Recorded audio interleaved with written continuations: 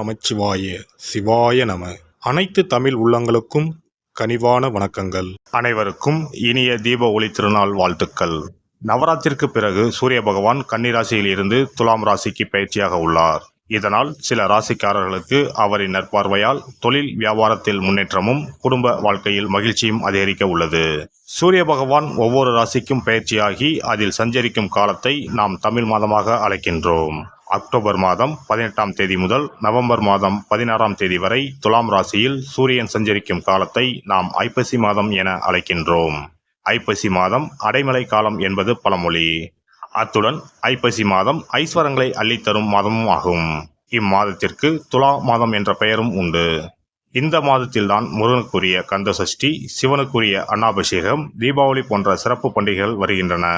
இந்த ஐப்பசி மாதமானது விசுவாச ஆண்டு அக்டோபர் மாதம் 18ஆம் தேதி சனிக்கிழமை அன்று துவாதசி திதியில் பூரம் நட்சத்திரத்தில் சுப்பிரம் நாமயோகத்தில் தைத்தூலம் கரணத்தில் சித்த யோகத்தில் சனி மகா பிரதோஷம் கூடிய நன்னாளில் இந்த அற்புதமான ஐப்பசி மாதம் பிறக்கிறது. இம்மாத கிரகநிலை என எடுத்துக்கொண்டால் கடகராசியில் குரு பகவானும், சிம்ம ராசியில் கேது பகவான் மற்றும் சந்திர பகவான் சஞ்சரிக்கின்றனர். கன்னி ராசியில் சுக்கிர பகவானும், துலாம் ராசியில் சூரியன், புதன், செவ்வாய் உள்ளனர். கும்பராசியில் சனியும் ராகுவும் சஞ்சரிக்கின்றனர். இம்மாத கிரக பெயர்ச்சி என எடுத்துக்கொண்டால் செவ்வாய் பகவான் ஐப்பசி மாதம் 10ஆம் தேதி துலாம் ராசியில் இருந்து விருச்சக ராசிக்கு பயிற்சியாகின்றார். ஐப்பசி மாதம் 17ஆம் தேதி சுக்கிர பகவான் கன்னி ராசியில் இருந்து துலாம் ராசிக்கு பயிற்சியாகின்றார். இந்த கிரகங்களின் அமைப்பு மற்றும் பெயர்ச்சியால் உங்கள் ராசிக்கு இம்மாதம் உண்டாகும் சுப மற்றும் அசுப பலன்கள் என்ன என்பதனையும், அசுப பலன் ஏற்படுமாயின் ராசிக்காரர்கள் செய்ய வேண்டிய பரிகாரம் என்ன, வழிபட வேண்டிய தெய்வம் யார், செல்ல வேண்டிய கோவில் என்ன என்பதனை பற்றி விரிவாக காண்போம். பிறக்கப் போகும் இம்மாதம் உங்கள் வாழ்வில் வளமும் நலமும் செல்வ செழிப்பும் பெற்று வாழ்வில் உயரிய நிலையை அடைய எல்லாம் வல்ல எம்பெருமானை வேண்டி விரும்பி கேட்டுக்கொள்கிறேன். மிதுன ராசி அன்பர்களே, மாதத்தின் பிற்பகுதியில் புதன் பகவானும் குரு பகவானும் அனுகூலமாக உள்ளனர். குரு பகவான் வலிமையாக இருப்பதால் தெய்வ அனுகிரகம் பரிபூர்ணமாக கிடைக்கும். புதிய முயற்சிகள் சாதகமாக முடியும். தெய்வ பணிகளில் ஈடுபடும் வாய்ப்பு ஏற்படும். பெரியோர்களின் அனுசரணையான போக்கு மகிழ்ச்சி தரும். சுப நிகழ்ச்சிகள் நடைபெறுவதற்கான வாய்ப்புகள் பிரகாசமாக உள்ளது. கணவன் மனைவிக்கு இடையே அந்யோன்யம் அதிகரிக்கும். சிலருக்கு குழந்தை பாக்கியம் கிடைக்கும். வெளிவட்டாரத்தில் செல்வாக்கு அதிகரிக்கும். நண்பர்களால் காரிய அனுகூலம் உண்டாகும். கணவன் மனைவிக்கு இடையே கருத்து வேறுபாடு ஏற்படக்கூடும் என்பதால் ஒருவரை ஒருவர் அனுசரித்து செல்வது நல்லது. தாயின் உடல் நலனில் கவனம் தேவை.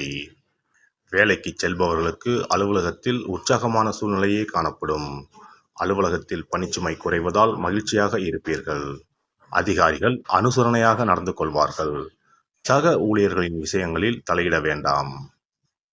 சிலருக்கு இடமாற்றம் ஏற்படக்கூடும். வியாபாரத்தை பொறுத்தவரை விறுவிறுப்பாக நடைபெறும். லாபமும் எதிர்பார்த்ததை விட கூடுதலாக கிடைக்கும். பணியாளர்கள் சிறப்பான முறையில் ஒத்துழைப்பு தருவார்கள். பங்குதாரர்களால் அனுகூலம் உண்டாகும். மாத பிற்பகுதியில் வியாபார வளர்ச்சிக்காக கடுமையாக உழைக்க வேண்டி வரும். கலைத்துறையை சேர்ந்தவர்களுக்கு புதிய ஒப்பந்தங்கள் கையெழுத்தாகும். பணவரவு அதிகரிக்கும். படைப்புகளுக்கு உரிய அங்கீகாரம் கிடைக்கும். பொது நிகழ்ச்சிகளில் கௌரவிக்கப்படுவீர்கள். மாணவர்கள் படிப்பில் ஆர்வத்துடன் ஈடுபடுவீர்கள். ஆசிரியர்களின் பாராட்டுகள் மனதிற்கு உற்சாகம் தருவதாக இருக்கும். தேர்வுகளில் நல்ல மதிப்பெண்கள் பெற்று பெற்றோரின் பாராட்டுகளை பெறுவீர்கள். மாத பிற்பகுதியில் படிப்பில் கூடுதல் கவனம் தேவைப்படும். குடும்பத்தை நிர்வகிக்கும் பெண்களுக்கு குடும்ப உறுப்பினர்களின் ஆதரவு கிடைக்கும். அக்கம் பக்கத்தில் இருப்பவர்களுடன் அனுசரணையாக நடந்து கொள்ளவும். வேலைக்கு செல்லும் பெண்களுக்கு அலுவலக சூழ்நிலை உற்சாகமும் மகிழ்ச்சியும் தருவதாக இருக்கும். வெள்ளிக்கிழமைகளில் அபிராமி அந்தாந்தி பாராயணம் செய்வது நன்மையை தரும். ஞாயிறு அன்று ராகு காலத்தில் துர்க்கையை வழிபடுவதும் பைரவர் வழிபாடும் நன்மைகளை அதிகரிக்கும்.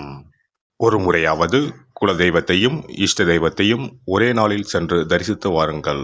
கடன் பிரச்சனைகள் தீரும். குடும்பத்தில் மகிழ்ச்சி நிலவும். மன நிம்மதி உண்டாகும். சிறப்பு தொகுப்பு.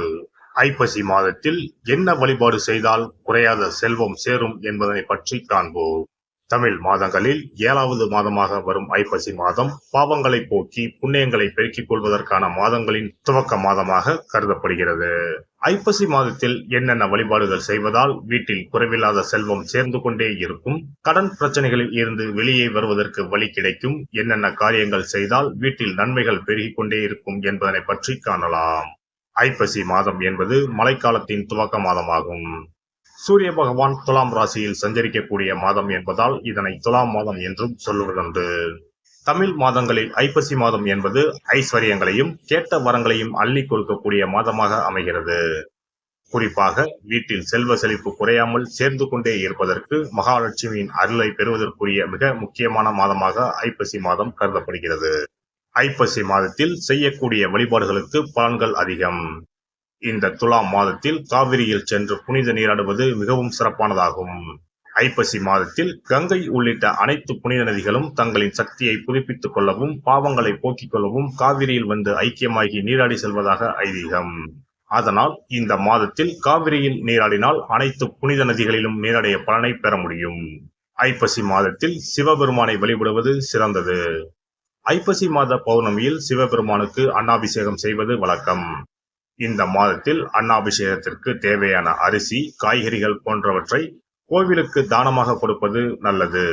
இதனால் வீட்டில் எப்போதும் உணவு பஞ்சம் என்பதே ஏற்படாது. ஒரு அன்னாபிஷேகத்தை தரிசித்தால் கோடி லிங்கங்களை தரிசித்து வழிபட்ட புண்ணிய பலன் கிடைக்கும். அதனால் இந்த மாதத்தில் சிவ வழிபாடு செய்வதும் சிவ கோவில்களுக்கு வேண்டிய உதவிகள் செய்வதும் உளவார பணி செய்வதும் பல மடங்கு அதிகமான புண்ணியத்தை தரும். ஐப்பசி மாதத்தில் வரும் பிரதோஷம் மிகவும் மகத்துவம் வாய்ந்ததாகும். இந்த நாளில் விரதம் இருந்து சிவபெருமானை வழிபட்டால் வேண்டுதல்கள் நிறைவேறும். ஐப்பசி மாதத்தில் காவிரியில் நீராடி துவாதசியில் பெருமாளை தரிசிப்பதால் வீட்டில் தனம் தானியம் பெருகும், குடும்பத்தில் நல்லது நடக்கும், கடன் பிரச்சனைகளில் இருந்து விடுபட முடியும். நாம் வாங்கிய கடன் மட்டுமின்றி பிறவி கடனையும் தீர்க்கும் புண்ணியம் சேரும் மாதம் ஐப்பசி மாதமாகும். ஐப்பசி மாதத்தில் வரும் ஒவ்வொரு வெள்ளிக்கிழமையும் மாலையில் வீட்டில் 6 எண்ணெய் தீபம் ஏற்றி மகாலட்சுமியை வழிபடுவது சிறந்தது. இதனால் மகாலட்சுமியின் அருள் எப்போதும் நம்முடைய வீட்டில் நிறைந்திருக்கும். மகாலட்சுமியின் அருட்கடாட்சத்தால் வீட்டில் குறையாத செல்வம் சேரும், கடன் பிரச்சனைகள் தீரும். அதேபோல் ஐப்பசி மாத வெள்ளிக்கிழமைகளில் லட்சுமி குபேர பூஜை செய்வதும் சிறப்பானதாகும். குபேரருக்கு நாணயங்களால் அபிஷேகம் அர்ச்சனை செய்து வழிபடலாம். எல்லாம் வல்ல இறையருளால் நீங்களும் உங்கள் அன்பு குடும்பமும் உடல் நலம், நீலாயுள், நிறை செல்வம், உயர் புகழ், மெய்ஞானம் ஓங்கி வாழ்க வளமுடன். இந்த வீடியோ பதிவு உங்களுக்கு பிடித்திருந்தால் லைக் பண்ணுங்க, கமெண்ட் பண்ணுங்க, ஷேர் பண்ணுங்க, மறக்காம சப்ஸ்கிரைப் பண்ணுங்க, பக்கத்துல இருக்கிற பெல் பட்டனை கிளிக் பண்ணுங்க. நன்றி, வணக்கம். ஓம் நமச்சிவாய, சிவாய நம.